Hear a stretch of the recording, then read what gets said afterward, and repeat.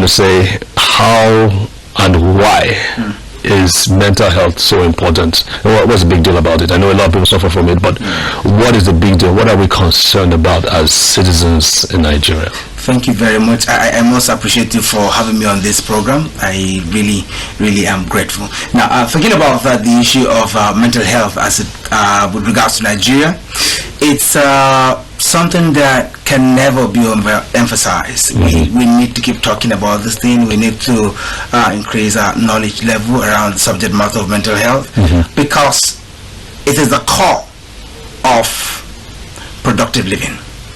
If you see any individual or group of persons or a nation that is developing or developed, or that is making any sense of improvement or growth, then you can perceive that that community or that individual or that nation is mentally healthy. Now, why I say this is because when you draw probably from some few lines of definitions, I mean, there are so many definitions out there about mental health, and for the course of our engagements, you know, around policy, mental health reforms, around grassroots campaigns, and so many engagement, we have come to understand that there are actually a lot of definitions around mental health, right? But I mean, the basic thing is that, you see, there are just a school of thoughts that share a common idea around the subject matter, and that's why I will just quickly define by using the WHO definition. Right? It just tells us that mental health is when an individual realizes his ability or potential and is able to manage or cope with daily stress of life, and then this individual is able to be productive or to be fruitful, and then also is able to contribute immensely to his society or community. When you have all these four components put together, then you have a definition of what mental health is. So when we try to say that an individual or a community or a society or a nation that is growing or that is making any physical,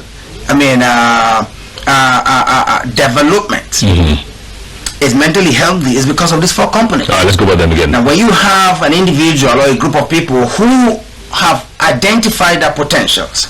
Okay, so let's go with these keywords here. One is identification of potential. Exactly. But two is what? You know, identifying your potentials. That also means understanding your abilities. Okay. And also number two is when these individuals or group of persons or a nation is able to come up with mechanisms that they can cope with stress. Okay. One of the things that we cannot avoid, either as individuals or as a nation, is a place of stress. Right? So, I mean, they must come. Every day comes with its own stress. Every project, every program, every activity comes with its own stress. So the ability for individuals or group of persons or a nation to come up with mechanisms, measures, coping strategies to cope with this stress. To cope with stress, okay. And then for again, the thought is that we must be fruitful. That's number three? Yes. Okay. We must be fruitful. We must be productive. You must see yourself utilizing your ability, utilizing your potentials to enhance the community, to enhance yourself. Okay. Because the issue of the word productivity is not just what you give, it's what begins with you. Yeah, what you can supply for yourself, yes. Right? So you're productive, right? You're fruitful. And then the fourth one is there is something that you're giving back to your society. Okay, so it's not just for yourself now, but then you're contributing to your society. Now, those are four things. That's a high bar, really. very high bar. That's the WHO definition, right? Okay, great. So if someone is actually fulfilling all four of this, you can be termed... Yes, as an individual who is mentally healthy. Almost like a superstar, actually. Yes, or a hero, right? Yeah. On the flip side of it again, does not mean that this individual is devoid of mental illness.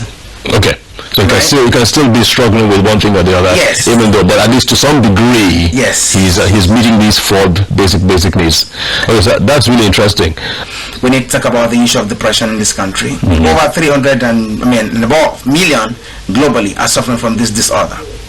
over 300 million. Over 300 million. Oh, wow. And like you rightly said, it is a leading cause of disability. Right. It's a major risk factor. It contributes largely, you know, to the global world of disability. And again, as you might be aware, it's something that affects just about everything about your life. Right, I can see that. Yes.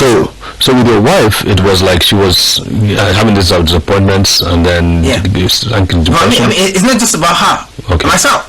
You started having depression yourself. Of course, because see, I was only able to try to see how I can, you know, there's this masculine factor that you have to handle. You handle it. Up something. Yeah. You have to, Take it like a man. It was, see guys, there's nothing like being a man, right?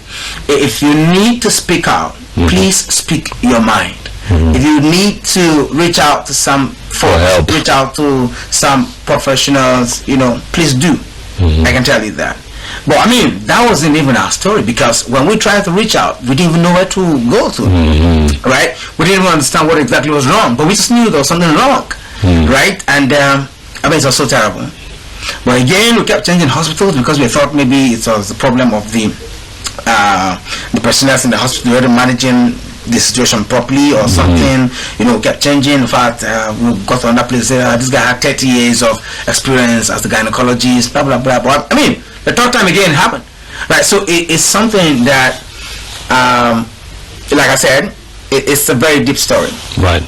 It's a very deep, passionate story, but I might not be able to finish that. But for some of you watching right now that have been to some of our events and some of our conferences, you might have heard the full version of this. But please, what I can just say, right, is if your own might not just be from this reproductive perspective, because my own side of story, myself and my wife.